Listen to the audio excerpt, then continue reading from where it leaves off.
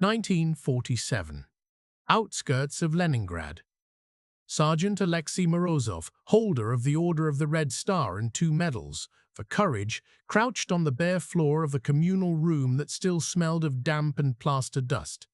His hands trembled as he wrote words that, if discovered, would not earn him a medal, but an interrogation. "I fought for a free motherland. I came back to a bigger prison." He set the pencil down, listening. On the other side of the paper-thin wall, a neighbor coughed, then lowered his voice to a whisper. In Stalin's peace, walls had ears, and veterans learned quickly that the safest place for their true thoughts was a notebook no one would ever see, or the inside of their skull. Alexei had just witnessed something that contradicted every assumption drilled into him during 4 years of war. On May the 9th, 1945, in Berlin, he had screamed with joy, firing his PPS into the sky with the rest of his unit. Victory. The fascist beast destroyed. The Rodina saved. The marshal's orders had spoken of honor, of eternal memory, of a grateful people. 2 years later, in 1947, standing in line at a food distribution point for the Blokadniki survivors of the Leningrad siege, he watched a policeman slap an old woman for trying to cut ahead. When Alexei stepped forward out of habit, the officer's hand went to his pistol. "Comrade Sergeant," the man said, eyes flat, voice like a memorandum, "the war is over. There is order now. Get back in line." The mathematics of his life had been recalculated in silence. At the front, his value had been obvious. Enemy tank destroyed, plus captured German position, plus voluntary assault under fire, plus. In Stalin's post-war peace, the ledger was different. Time spent behind enemy lines, captured and escaped, interaction with foreigners. Each plus could be rewritten as a minus by a man with a rubber stamp. The collapse of Soviet illusions had not begun in 1947. It had begun during the war itself, only no one had been foolish enough to say so aloud. 1941-29-45, the Great Patriotic War. Alexei had been 19 when German artillery first fell on the outskirts of Leningrad. Before that, his world had been the predictable grey of late-year Stalinist normality. Komsomol meetings, factory shop brigades, slogans about 5Y-year plans overtaking America. Posters had shown happy workers and peasants, tractors harvesting collectively, Red Army soldiers smiling under red banners. Stalin's portraits watched from every wall, eyes following you like a warning. When the Germans attacked in June 1941, every loudspeaker, every newspaper, every speech repeated the same lines. The Red Army will crush the fascist invader on enemy territory. Our socialist motherland is unassailable. We are prepared. Then the Wehrmacht smashed through forward defenses, encircled armies, captured millions. Leningrad, Alexei's city, was not taken, but it was surrounded. The siege began. By the winter of 1941-1942, the mathematics of survival in Leningrad were written in grams of bread and degrees below zero. 25 grams of bread per day, mostly sawdust and husk. Minus 30 degrees Celsius. 1 room, 3 families, 1 stove, no fuel. Alexei, mobilized and sent to a rifle division on the approaches to the city, saw the front and the rear blur together. Civilians dropping in snowdrifts from hunger. Soldiers collapsing in trenches from exhaustion. He watched political officers shout about cowards and panic-mongers while entire companies died where they stood because ammunition never arrived. He watched deserters shot as examples, their bodies left in shallow snow, boots stolen by the living. He watched men run forward with anti-tank mines in their arms because there were no guns left, and commissars called it heroism instead of desperation. The war crushed illusions, but it also created new ones. For the first time, he saw commanders listen to him, to sergeants, to anyone who had survived 2 attacks and could read ground better than a map. Stalin himself, they said, had allowed priests to bless icons again, had revived the phrase, "for the motherland," not just for Stalin. National feeling, long smothered under international slogans, flared into something fierce and personal. On a freezing night outside Leningrad, Alexei and his comrades swore oaths not to a party, but to the graves of those the Germans had bombed, to children who had starved behind the lines. "We thought," he wrote later, "that after such sacrifice they could never again treat us as numbers." He was wrong. 1945. Victory. When the war ended, Alexei's unit ended not in Moscow's Red Square parade, but spread along a muddy road in East Prussia, waiting for orders that did not come. They had the right ribbons, they had the right scars, they did not have the right connections.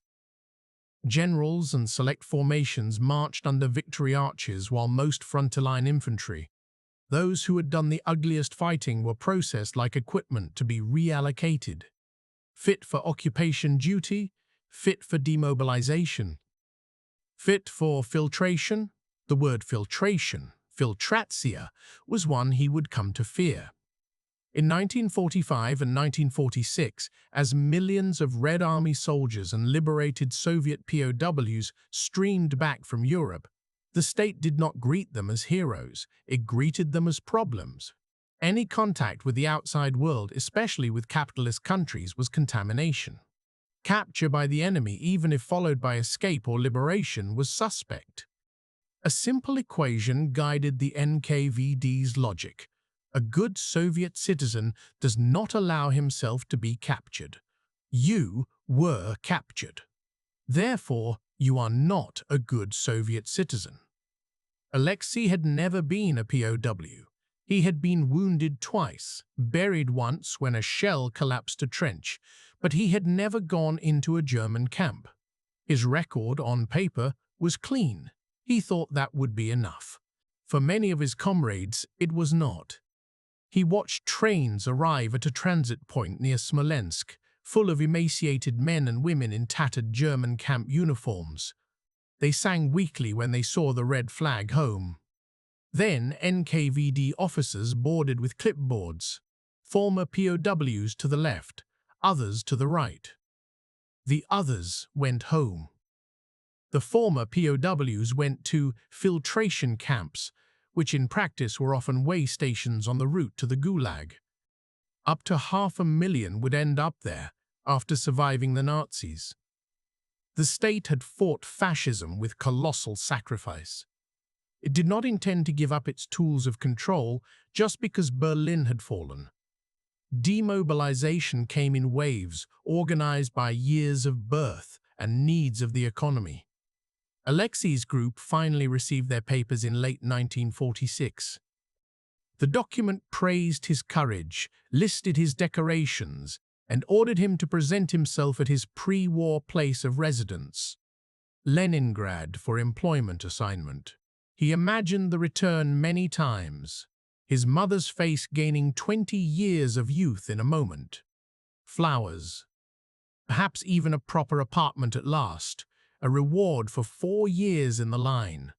Reality began the moment his train reached the outskirts of Leningrad. The station building's roof was still a jagged skeleton.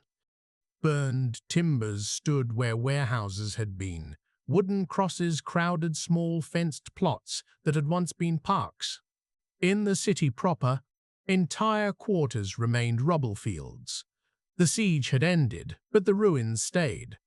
There was neither money nor manpower to replace them.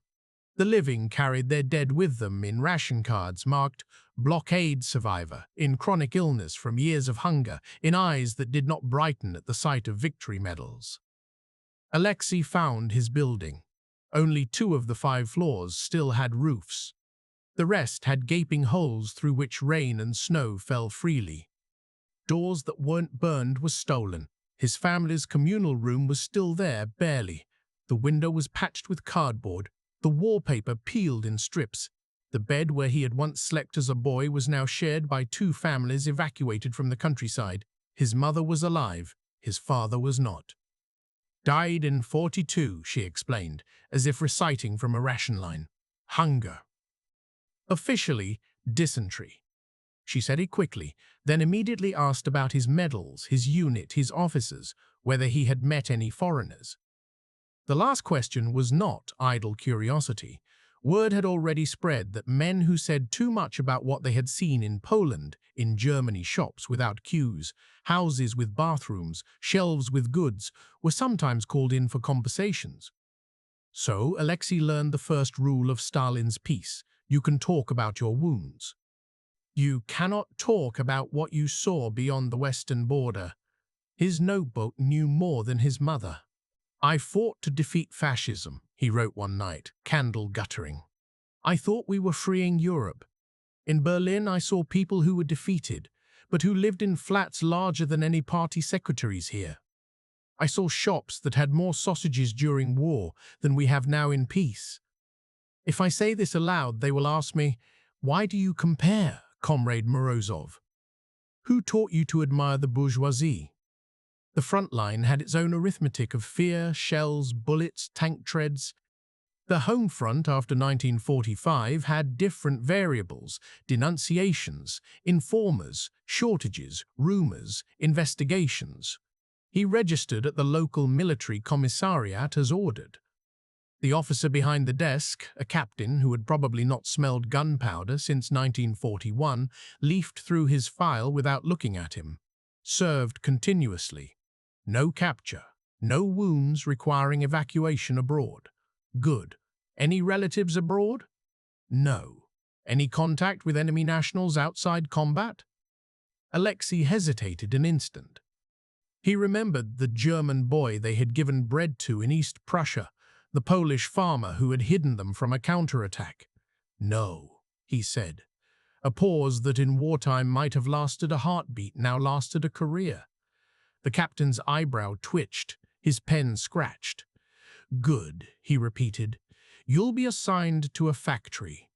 The country needs steel more than stories.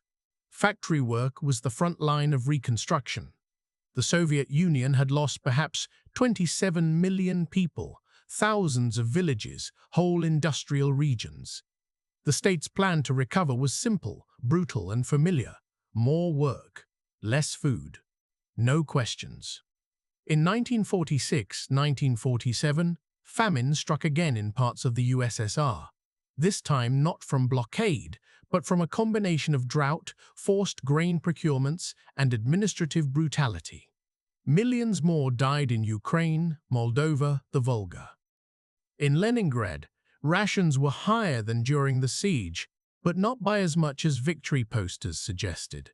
Long lines still snaked in front of shops with empty windows. Alexei's veteran status earned him a slight preference in job assignment. He ended up as a metal worker in a plant producing parts for tractors and tanks alike. Outwardly, it was a success story. Former sergeant becomes shock worker, from defending the motherland with rifle to building socialism with lathe. In reality, the factory felt uncomfortably like his old regiment, except the slogans now demanded, "Fulfill the plan," instead of "Hold this line." Brigades were given quotas that exceeded capacity. Those who questioned them were branded idlers or wrecker sympathizers. Managers fudged paperwork. Workers stole screws, gloves, even grease to barter on the black market. Posters in the workshop showed smiling men surrounded by gears and wheat sheaves. Underneath, a quote from Stalin, "Life has become better, comrades. Life has become merrier." Alexei read it in the half-light of a winter afternoon and thought of his mother's hollow cheeks, the patched boots on his feet, the fact that he still slept in a corner of a damp communal room curtained off with a sheet. At the front, propaganda had at least lined up with some reality. He had seen comrades throw themselves onto German machine guns, seen T-34s burning but still advancing. In peace, propaganda floated above daily life like a cloud that refused to rain. The regime, having survived the war, now feared peace. War had justified extraordinary measures, mass mobilization, emergency powers, summary executions. Peace threatened to justify questions. Peace threatened to justify questions. Why had the purges of 1937–38 decapitated the army before the German invasion? Why had entire nations, Chechens, Ingush, Crimean Tatars, been deported en masse during the war, women and children stuffed into cattle cars and dumped in Central Asia? Stalin's answer was to maintain wartime discipline indefinitely, but to change the enemy. The fascists had been defeated. The new enemies were rootless cosmopolitans, Leningrad party upstarts, nationalists, traitors captured by the enemy, and those who fraternized. In 1946–1948, while Alexei turned metal in his factory, Leningrad's party elite were being watched. The city, which had starved but never surrendered, had acquired a certain pride.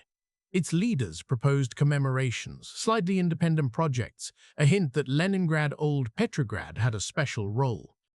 In Moscow, Stalin saw something else, a power base not fully under his thumb. The Leningrad affair followed. Senior officials were arrested, accused of bourgeois nationalism, creating an anti-oppity group. Show trials ended with executions. Their families were exiled, children smeared in files forever.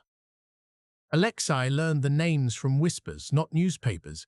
Officially, the traitors had been unmasked once more. Unofficially, everyone in Leningrad understood the lesson. Your city's sacrifice gives you no protection.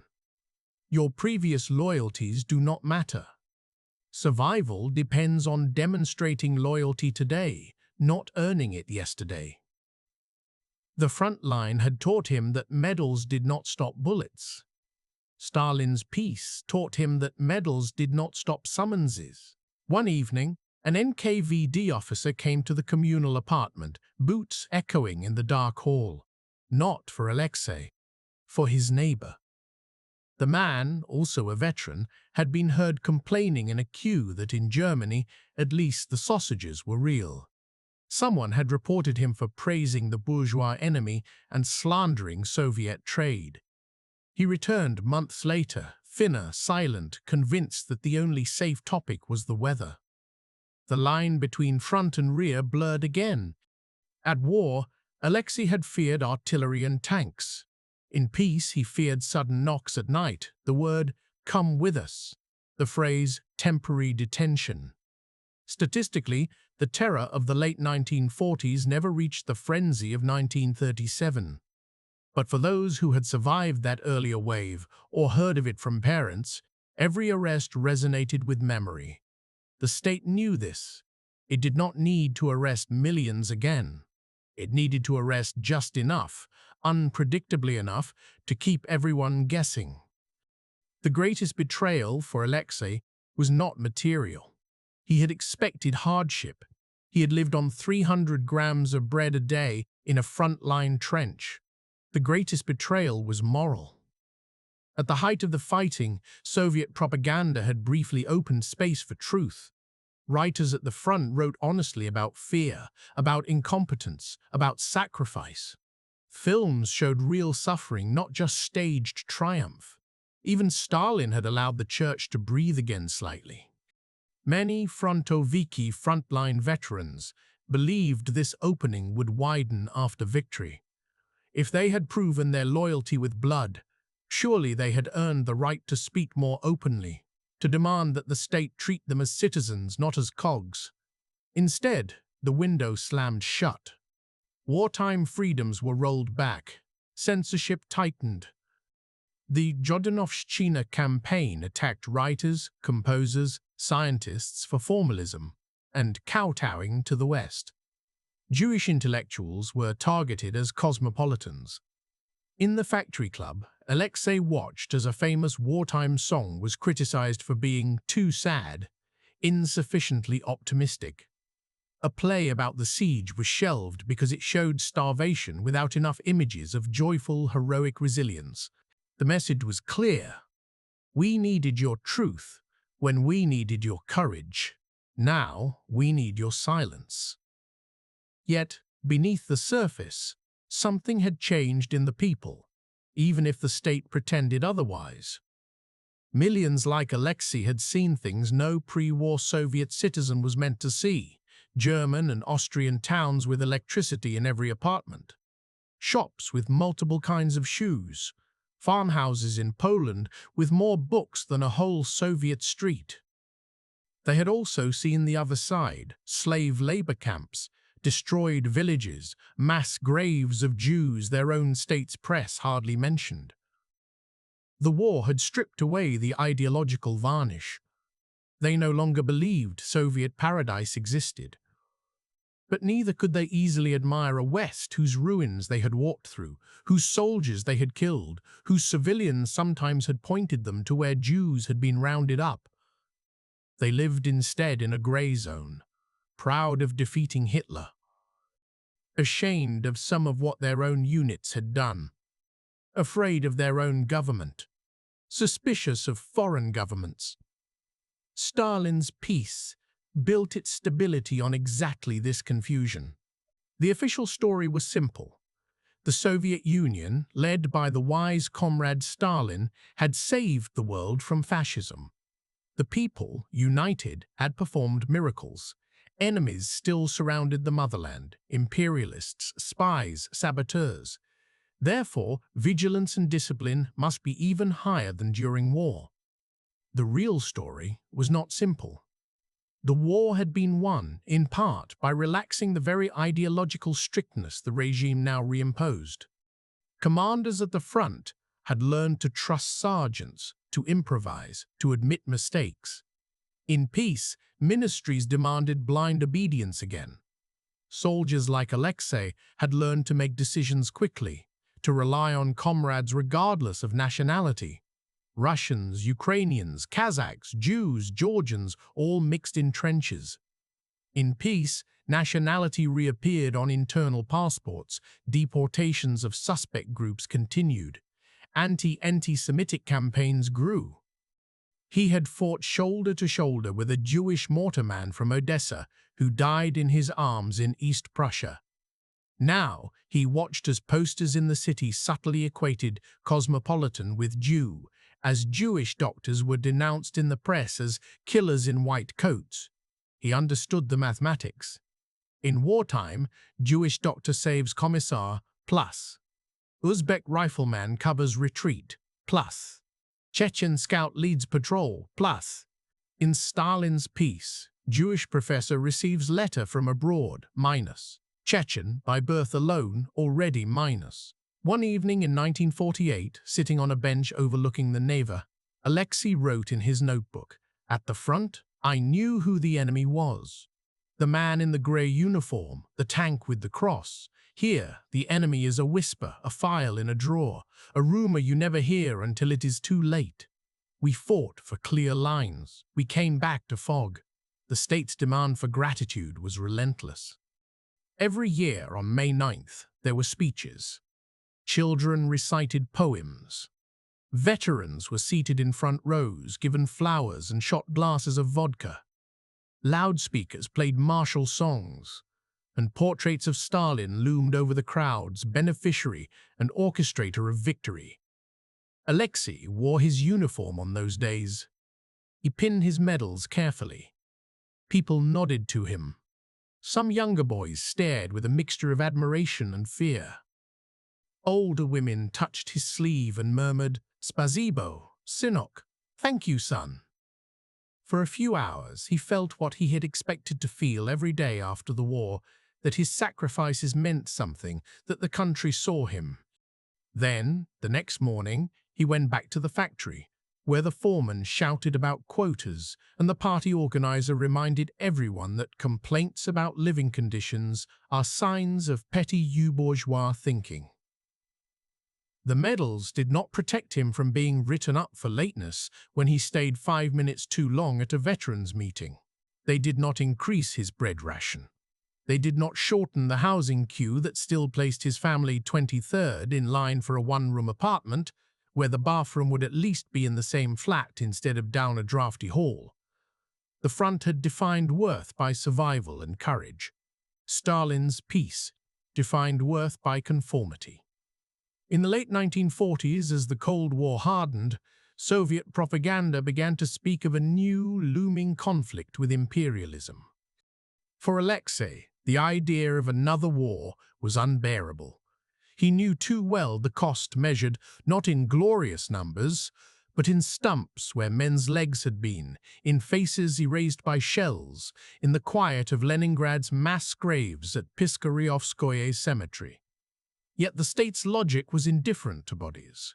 In 1941-1945, it had expended millions to hold on.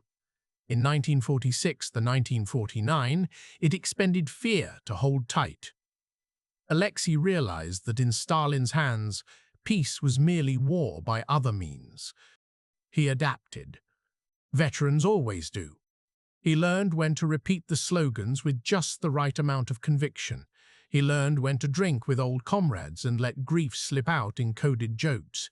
He learned never to write names in his notebook, only initials if that. Some of his friends refused to adapt. One, who had been in a German camp and then the Gulag, spoke too openly at a gathering about how their country treated its prisoners. He received another sentence for anti-Soviet agitation. Another, who had looted a German watch and been caught in a routine search, was fired from his job as morally unreliable. The front line, again, offered clearer rules. If you exposed your head too long above the parapet, the Germans shot it. In Stalin's peace, if you exposed your thought too far above the accepted line, your life narrowed to a cell. By 1950, Alexei had stopped expecting justice. He aimed instead for something smaller, that his younger brother would not be mobilized for another war, that his mother would not die in another famine, that his future children would not have to share a room with 3 other families. He accepted compromises he never would have imagined in 1941. He attended party meetings and voted yes on resolutions condemning cosmopolitans he did not know. He signed a letter from the factory praising the arrest of Leningrad traitors whose only real crime had been rising too high. He listened to the radio praising Stalin's wisdom and did not switch it off. Inside, a part of him remained on the line outside Leningrad, in mud and snow, shouting, "URAA!" against a machine gun nest. That part knew simple truth. There, freedom had been the ability to move forward 1 more meter against the enemy before you died. Here, freedom might be the ability to close his notebook without anyone reading it. Historians would later call the late 1940s a period of high Stalinism, centralized power at its peak, controls tightened, ideology rigid, terror calibrated rather than mass. They would analyze the Leningrad affair, the anti-cosmopolitan campaigns, the doctor's plot, the post-war famines, the Gulag population curves. Numbers. Curves. Trends. Alexei's life did not appear in those graphs. His war was measured differently. In how many times he woke at night thinking he heard artillery only to realize it was a tram. In how long he stared at his medals before putting them in a drawer rather than wearing them. In how carefully he chose each word at the factory when someone began a political conversation. On a grey autumn day in 1952, he opened his notebook and wrote a final summary of the decade since he had first picked up a rifle. I fought for a free homeland. On the front, under shells and snow, I felt more human than I do now in peace. There, they needed us. Here, they fear us. Stalin's peace is quieter than war, but the bars are thicker because now they are inside our heads. We won a victory that gave the state the right to treat even its victors as suspects. That is the arithmetic of our time. He closed the notebook, hid it behind a loose floorboard, and went to his shift. The siren at the factory gate wailed its beginning. Men filed in, caps low, collars up against the wind. Among them, many wore invisible uniforms still. They marched now between lathes and furnaces instead of trenches and bunkers, in a country that called them heroes on holidays and potential traitors every other day. Soviet victory over Nazi Germany had been absolute. Soviet freedom for the men who had secured that victory remained conditional, revocable, and rationed more strictly than bread.